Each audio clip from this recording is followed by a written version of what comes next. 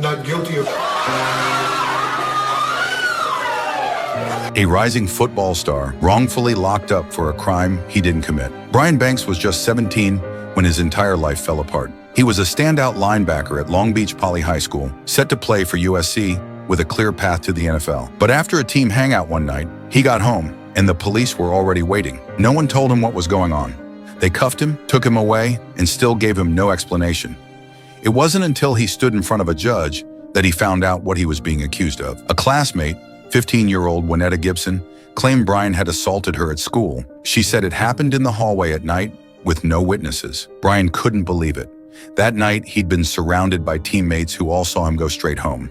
Still, the court refused to listen. The judge told him, plead guilty or risk 41 years behind bars. Brian said no. He wanted to fight, to clear his name. But with the pressure mounting and no real way to prove his innocence, he eventually took the deal. He spent nearly 6 years in prison, then another 4 as a registered sex offender. I spent my 17th, 18th, 19th, 20th, 21st, and my 22nd birthday behind bars.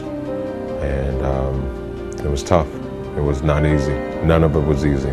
But I managed to get through it. Meanwhile, Winetta Gibson, she never even appeared in court. There was no cross-examination, no real investigation. Years later, she contacted Brian directly. She apologized and confessed that the accusation was false.